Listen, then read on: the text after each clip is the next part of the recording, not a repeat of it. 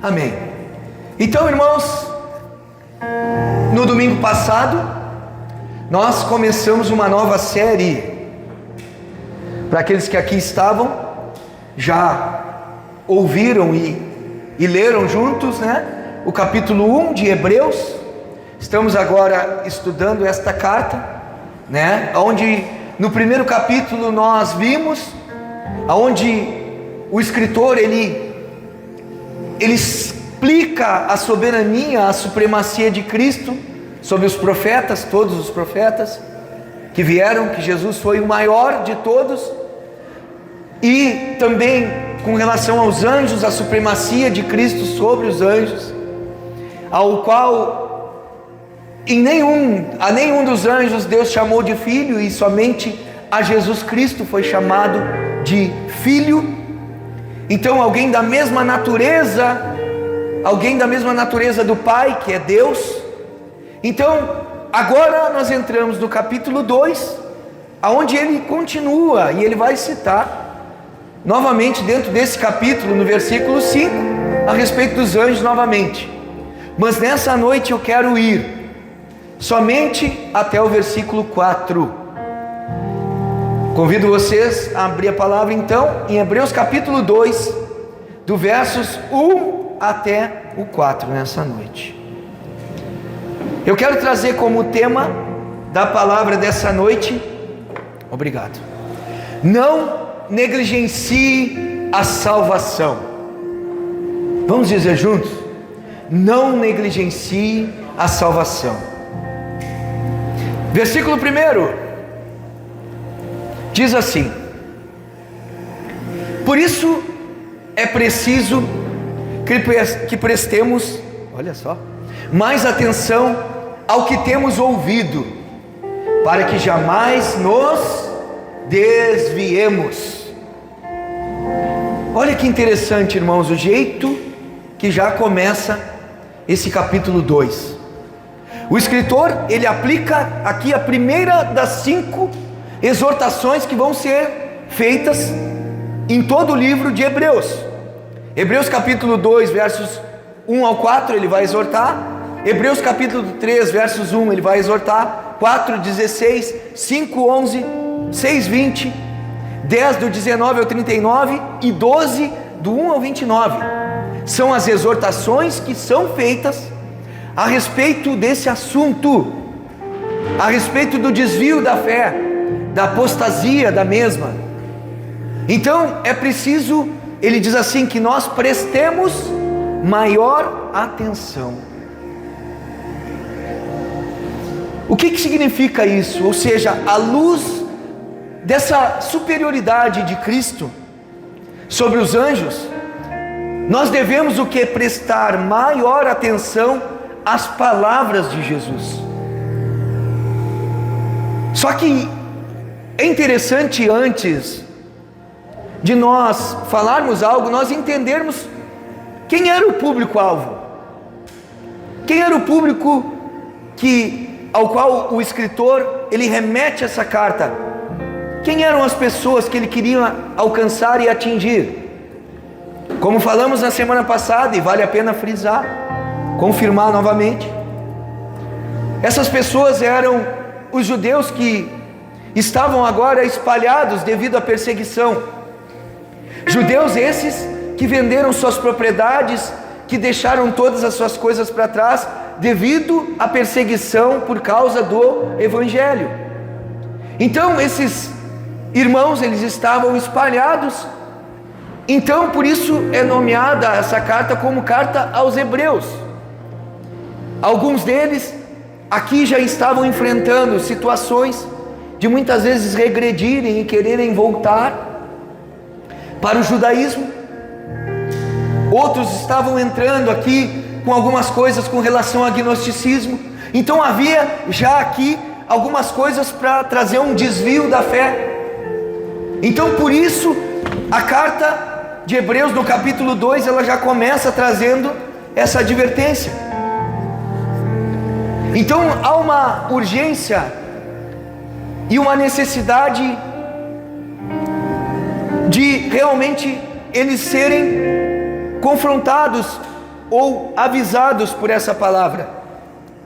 Então há uma urgência e necessidade disso.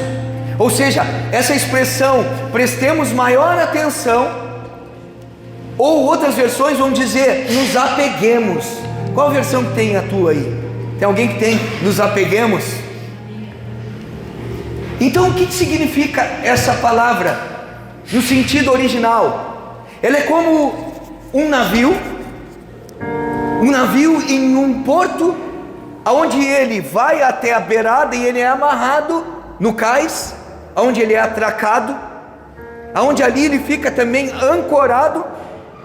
Ou seja, significa esse apegar-se, esse prestar maior atenção, é estar realmente firme, é estar realmente seguro.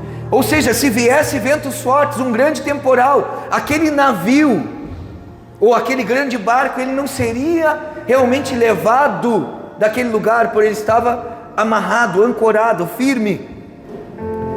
Então essa é a ideia desse texto.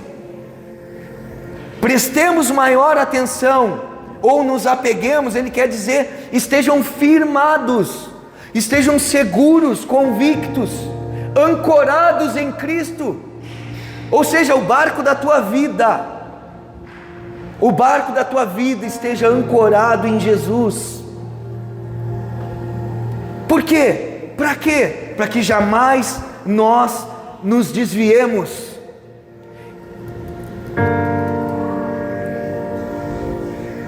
Se nós não prestarmos maior atenção, eu e você, irmãos, nós também podemos e facilmente nos desviaremos de seguir o evangelho puro, genuíno. Então aqui o escritor, ele tinha o desvio de um barco em mente, e esse tal desvio acontece naturalmente, sem ter uma âncora ou algo sólido que o apoie, que o firme, ou que ele esteja realmente amarrado, atado, ancorado. Se não estivermos seguramente postos na verdade da supremacia de Jesus, nós iremos desviar para o perigo que as correntes do mundo, da carne e também do diabo apresentam. Ah, mas eu sou firme em Jesus, eu sou um eleito, eu sou um escolhido. Beleza, se você é, então você fique convicto, amarrado a Cristo, ancorado nele, sustentado nele. Ou seja, várias coisas vêm para nos tirar desse foco. A palavra desviemos, preste atenção nisso, ela vem da ideia de escorregar. Olha que interessante, irmãos. Por isso que é importante entrar no contexto, por isso que é importante pegar as palavras. Ela era usada para uma flecha escorregando da aljava. Ou seja, a aljava estava aqui, as flechas estavam dentro. Então essa palavra desviemos, ela dá nesse sentido, onde a flecha, ela vai escorregando daquela aljava, e o que acontece? Ela acaba caindo e se perdendo. Também era usado para a neve escorregando de uma paisagem, ou também para uma comida escorregando para a traqueia, causando asfixia. Então todas essas expressões, ela tem esse sentido de desviemos. São tudo coisas que acontecem fácil. Ou seja, dentro da aljava, uma flecha começar a escorregar e se perder, a neve escorregando de uma paisagem, ou para a comida também. Então aqui, a saída da fé, ela geralmente, ela vem por um desvio lento. Acontece fácil, mas de uma forma lenta. Não é por uma partida repentina. Hoje eu partiu desviar. Não é dessa forma. É sem vigiar, é sem perceber. Quando muitas vezes vão entrando outras ideias, vão entrando outras coisas na mente. Agora preste atenção. Lembra o texto do carcereiro? Quem é que lembra? Atos capítulo 16, versos 30. Aonde ele chega e pergunta a Paulo: o que devo fazer para ser salvo? E Paulo lhe responde a questão dessa forma: creia no Senhor Jesus e será salvo tu e a tua casa. Aquilo é uma narrativa que foi dada e se cumpriu imediatamente no mesmo capítulo. Ele aceitou, ele confessou, ele se rendeu a Cristo e a sua família também. Agora, o que devo fazer para ser salvo? Sem ser crer, irmãos? Nada. Assim como não fazer nada é o suficiente para ser levado pelas correntezas do mundo, da carne e do diabo, e também se desviar. Da mesma forma que eu não preciso fazer nada para ser salvo, se eu também não fizer nada, eu vou ser levado pela mentira, pelo engano, e eu me desviarei. A proteção contra o desvio é ter Cristo como âncora e o leme da nossa vida. A âncora nos manterá na verdade, enquanto o leme, ele nos guiará pela verdade. Então, irmãos, não adianta. Agora eu faço uma pergunta para você: como está a tua vida? Eu aceitei Jesus, eu confessei, Jesus me alcançou. Pois é. Deixa eu contar uma coisa para você, que a Bíblia fala que muitos chegarão naquele dia: Senhor, Senhor, nós realizamos milagres em teu nome, expulsamos demônios, profetizamos, fizeram salseiro. E Jesus vai olhar e vai dizer para eles: afasta-te de mim, vocês que praticaram iniquidade, eu nunca vos conheci. Então, ter experiências com o corpo, ter experiências com o poder de Deus, ter vida de igreja, ter visitação em cultos, grupos, estudos, isso não te faz ser um cristão. O que te faz ser um cristão realmente é crer que Jesus morreu por você e salvou a sua vida. Só que crer não é somente de ouvir. Essa palavra crer, ela é um verbo, ela é uma expressão de fé. Ou seja, o crer, ele vai evidenciar obras de fé, atitudes de fé, maneiras em que eu realmente sou reconhecido como alguém que é um cristão autêntico. Porque senão fica fácil: vai na igreja, confessa Jesus, se dobra, tudo bem, e vai viver o mundão. Quantos desviados dentro da comunidade. Jesus é tudo para mim, na boca, no coração não é verdade, irmãos. E aí está um perigo. E essa palavra, ela é uma palavra de advertência, porque ela foi escrita para a igreja, ela foi escrita para os irmãos. Todos nós estamos expostos continuamente às correntes de opinião, e muitas vezes elas são aparentemente aceitáveis, e muitas vezes confortáveis, e ainda mais se comparadas à tarefa de lutar contra essa correnteza, aonde nós temos que ter os nossos olhos voltados para o nosso comandante.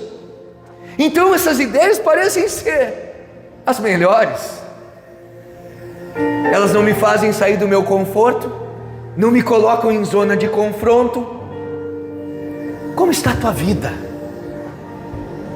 Será que essa palavra não é uma palavra de advertência para mim e para você, para que eu e você nos apeguemos diligentemente? Diz a palavra. O que é diligência? Será que é o jeito que eu e você estamos tratando a fé? Será que é o nosso jeito que nós estamos encarando a vida cristã? Você responde. Eu respondo.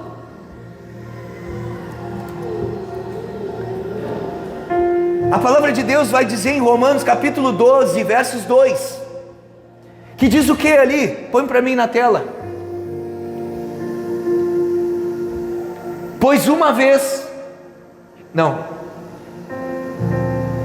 Romanos 12, 2, por favor. Ela vai dizer: não se amoldem, ou não entrem na forma desse mundo, mas transformem-se pela renovação da sua mente, para que vocês experimentem a boa, agradável e perfeita vontade de Deus.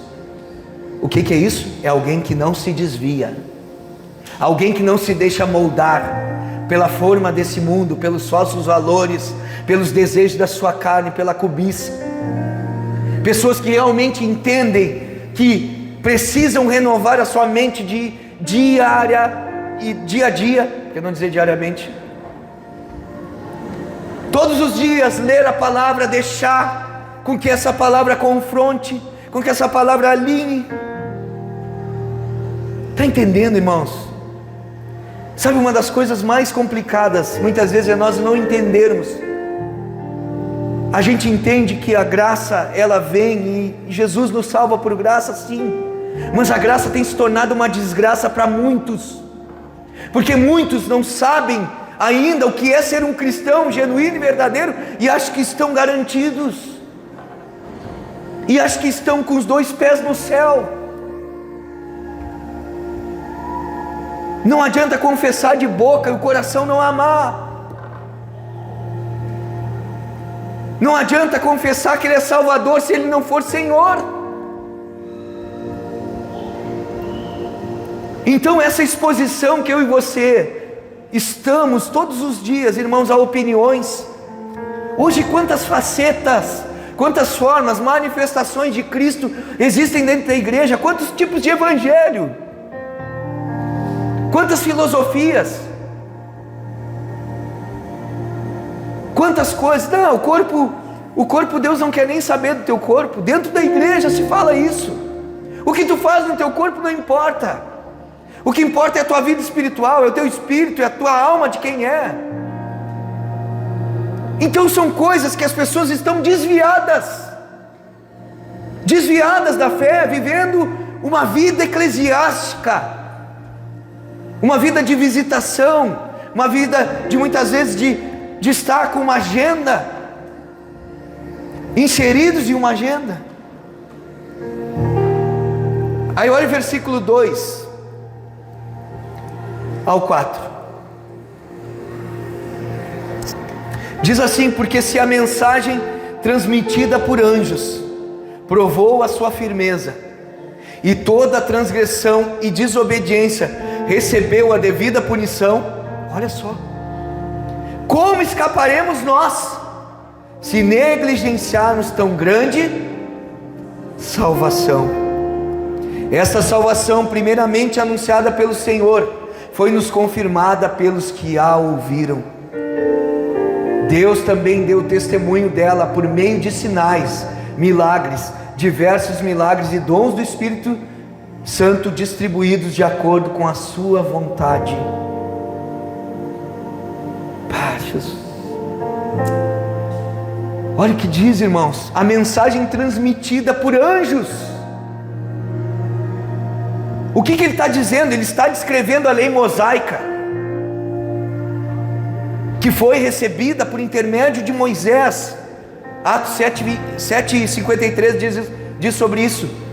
Então essa lei foi entregue a Moisés pela mão dos anjos. Outros textos também falam sobre isso. Deuteronômio 33:2, Atos 7:53 e Gálatas 3:19. Agora preste atenção no que diz o versículo 2, que a mensagem transmitida por anjos, ela provou a sua firmeza, e toda transgressão e desobediência recebeu a devida punição. Ou seja, ela provou a sua firmeza. A lei mosaica foi firme e severa. Se toda a transgressão e desobediência recebeu a divina punição, naquele tempo, você acha que agora não vai acontecer conosco, irmãos? Se naquele tempo foi levado a sério, continua sendo assim. Aí diz a palavra: como nós escaparemos? Se puder botar o versículo 2 na tela. Como escaparemos? 2:2. Se a palavra que veio por meio dos anjos, ela foi levada a sério, então devemos levar ainda mais a sério a palavra que veio por meio do Filho de Deus. Olha o que diz ali, irmãos. Versículo 2: pois uma vez que a mensagem transmitida por meio dos anjos era válida, e toda a transgressão e desobediência recebeu a divina punição, como escaparemos nós se negligenciarmos tão grande salvação? Aí diz embaixo: como que nós escaparemos, ou em cima, perdão, se a palavra que veio por meio dos anjos, ela foi levada a sério? Então nós devemos levar ainda mais a sério a palavra que veio por meio do Filho de Deus, o Filho que está provado ser maior que os anjos, maior do que qualquer homem que existiu nessa terra. A sua mensagem deve ser considerada igualmente maior e poderosa, completa. Por isso, irmãos, que muitos lugares pregam a antiga aliança, muitos lugares ainda pregam a antiga como se Jesus não tivesse vindo. A revelação completa está em Cristo, nada mais precisamos. A revelação se completou nele, não existe coisas após ele. Então o que era antes, ele teve a sua importância? Sim. Ela teve a importância para apontar, a lei serviu para apontar o pecado. Jesus veio, cumpriu a lei. Ele aboliu a lei no sentido de que ele cumpriu, e ele faz com que agora a graça dele nos acompanhe e nos assista. Só que mesmo assim não é uma graça descompromissada. Uma palavra maior, trazida por uma pessoa maior, tendo promessas maiores, trará uma condenação maior se for negligenciada. Está entendendo? Será que nós não estamos negligenciando a palavra, irmãos? Entre a tua atitude e as tuas decisões e a palavra de Deus, qual tem prevalecido? Entre o que você sonha e projeta para a tua vida, qual que tem prevalecido? O teu sonho ou o sonho de Deus? Qual tem sido o teu nível de renúncia pela tua carne e o teu nível de renúncia pelas coisas de Deus e por Deus? Isso vai responder. O que eu quero trazer nessa noite para mim e para ti é que muitas vezes eu e você achamos que amamos a Deus e não amamos, ou o nosso amor ainda está bem baixinho, precisamos amar mais. Aí no versículo 13 ele diz: se negligenciarmos tão grande salvação. A antiga palavra grega aqui traduzida para negligenciarmos é a malesantes, que ela também é usada em Mateus capítulo 22. Abre comigo ali, Mateus 22, do 1 ao 5. Vamos pegar o sentido. Negligenciarmos.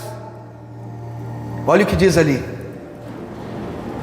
Mateus 22, do 1 ao 5 diz assim: Jesus lhes falou novamente por parábolas, dizendo: o reino dos céus é como um rei que preparou um banquete de casamento para seu filho. Enviou seus servos aos que tinham sido convidados para o banquete, dizendo-lhes que viessem, mas eles não quiseram vir. De novo enviou outros servos e disse: digam aos que foram convidados que preparei meu banquete. Meus bois e meus novilhos gordos foram abatidos, e tudo está preparado. Venham para o banquete de casamento. Versículo 5: mas eles não lhe deram atenção e saíram, um para o seu campo, outro para os seus negócios. O que aconteceu aqui? Eles desconsideraram o convite à ceia, às bodas. Eles não lhe deram devida atenção. Significa ter a oportunidade, mas ignorar ou desconsiderar a oportunidade. Essa foi uma palavra para crentes, não para aqueles que estavam fora. Aqueles que estavam fora da fé, essa não era a palavra.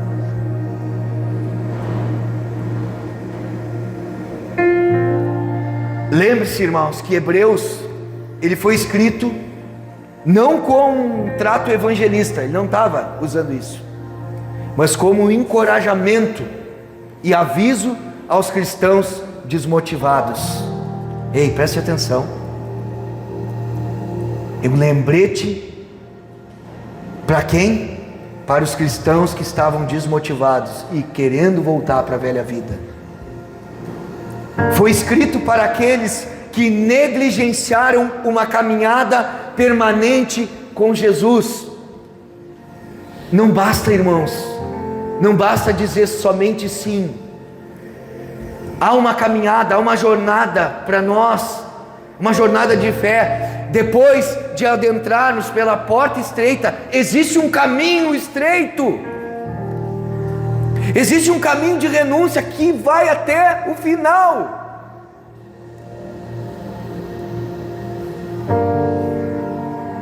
Pense você, quando você considera algo grande, o que você faz? Naturalmente eu e você prestamos mais atenção a isso. Tem algo grande para acontecer na minha vida, aquilo não é digno de atenção tua? Pois é. E aí acaba que nós, quando temos isso, nós não negligenciamos. Agora, o que acontece é que muitas vezes eu e você não estamos considerando grande, não estamos considerando algo tão grande, essa salvação que foi realmente anunciada e dada por Cristo, irmãos. Se eu e você continuarmos assim, nós vamos acabar deixando de lado, deixando de vez aquilo que eu e você muitas vezes nos comprometemos em seguir, em continuar, em perseverar. Ainda no versículo 13 ele diz: essa salvação primeiramente anunciada pelo Senhor, ela foi nos confirmada pelos que a ouviram. Aqui é o versículo de semana passada que eu não lembrei. Era capítulo 2, versos 3, que fala o quê? Que foi confirmada pelos que a ouviram. Para quem? Para essa pessoa que agora está escrevendo. Ela recebeu de alguém. Então, possivelmente o escritor de Hebreus, ele não seja dos primeiros. Não seja Paulo, não seja Pedro, não seja João. Ele ouviu deles, ele recebeu deles. Então, ao dizer-nos confirmada pelos que a ouviram, o escritor mostra que ele não era um cristão da primeira geração. Ele ouviu a mensagem de segunda mão por meio dos apóstolos e testemunhas oculares do ministério de Jesus. Hebreus 2:3 é uma razão pela qual alguns acreditam que o apóstolo Paulo não escreveu Hebreus. Em outras passagens, Paulo claramente se coloca em um nível igual com os apóstolos e outras testemunhas oculares de Jesus. Olha ali comigo, 1 Coríntios capítulo 9, versos 1. Olha o que diz Paulo dizendo: não sou livre, não sou apóstolo, não vi Jesus nosso Senhor. Não são vocês resultado do meu trabalho no Senhor? Ou seja, o que ele está dizendo? Eu sou uma testemunha ocular, aquele que viu, que presenciou. 1 Coríntios 15, do 3 ao 11 diz assim: pois o que primeiramente lhes transmiti foi o que recebi, que Cristo morreu pelos nossos pecados segundo as Escrituras, foi sepultado e ressuscitou ao terceiro dia segundo as Escrituras, e apareceu a Pedro e depois aos 12. Depois disso apareceu a mais de 500 irmãos de uma só vez, a maioria das quais ainda vive, embora alguns já tenham adormecido. Depois apareceu a Tiago e então a todos os apóstolos. Depois desses apareceu também a mim, como a um que nasceu fora do tempo, pois sou o menor dos apóstolos e nem sequer mereço ser chamado apóstolo, porque persegui a igreja de Deus. Mas pela graça de Deus sou o que sou, e sua graça para comigo não foi em vão. Antes trabalhei mais do que todos eles, contudo não eu, mas a graça de Deus comigo. Portanto, quer tenha sido eu, quer tenha sido eles, é isto que pregamos, e é isto que vocês creram. Então o que ele está dizendo aqui? São as evidências de que eles foram os primeiros.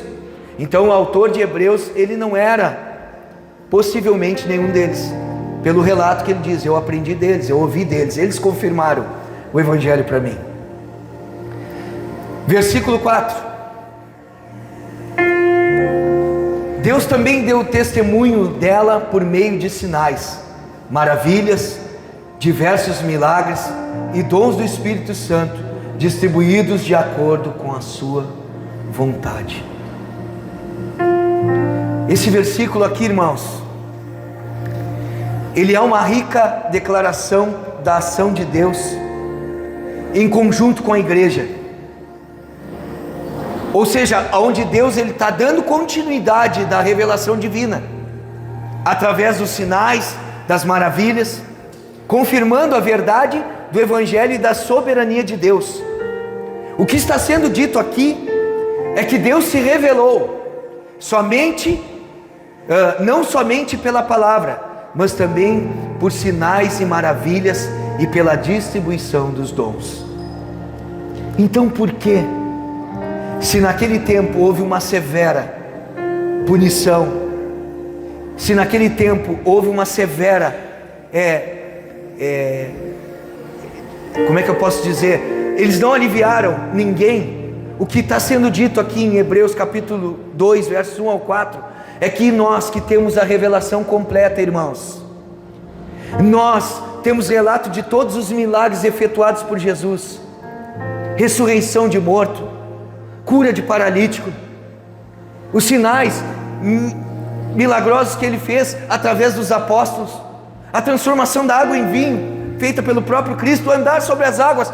Nós tivemos e temos o relato de tudo aquilo que nos mostra que Jesus realmente é o Messias, o Deus encarnado. Então essa revelação é muito maior, mas a justiça e a cobrança será muito maior para todos nós. Como nós estamos levando tudo isso? Às vezes você pode dizer: pô, mas é uma palavra para assustar. Sim, é uma palavra para nos confrontar, é uma palavra para chamar a responsabilidade. Muitas vezes o dia que vive a igreja no Brasil e no mundo sem responsabilidade, uma igreja que vive para si, que vive para o seu próprio eu e ainda entende que está agradando a Deus. Deixa eu falar uma coisa, essa não é a mensagem. A mensagem diz que eu e você precisamos estar apegados firmemente nessa verdade, ou seja, ali, com firme alicerce, com uma base sólida, fundamentados numa rocha, na palavra de Cristo, irmãos.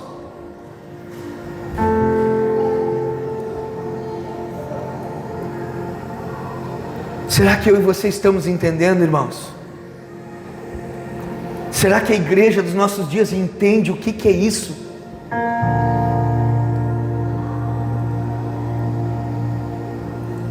Negligenciando a tão grande salvação, aquilo que foi feito pelo Pai, através do Filho.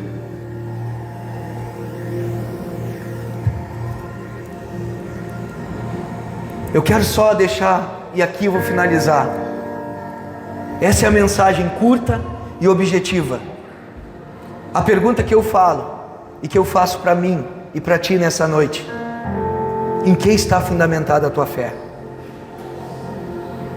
Será que você não está se conformando com os padrões do mundo? Será que a tua vida não está mais gostando das coisas da terra do que propriamente das coisas dos céus? Note a tua vida, note o teu 24 horas, como que você tem gastado ele. Note a tua semana, note o teu mês, note o teu ano, como tem sido. Qual a tua atenção que você tem dado para a palavra de Deus, o que as pessoas inspiradas e direcionadas por Deus falam para você? Muitas vezes te chamando, te trazendo para perto. Como que você tem realmente recebido? Eu não quero correr o risco de ser alguém que muitas vezes prega para os outros e é desqualificado, irmãos. Muitas vezes fala de Jesus para os outros, mas a tua vida está desqualificada.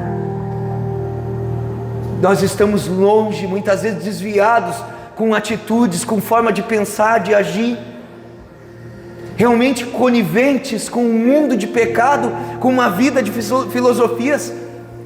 E aqui o que estava acontecendo? E aqui eu vou trazer uma alusão, porque veio começar a entrar a dúvida de que, mas será que não é? Será que não temos que voltar para o judaísmo? Será que realmente o cristianismo é sério? A dúvida começa a entrar, pessoas que duvidam na fé, duvidam na bondade de Deus, duvidam se realmente Jesus vai voltar, duvidam de tudo e de todos. Isso é um laço para o desviar.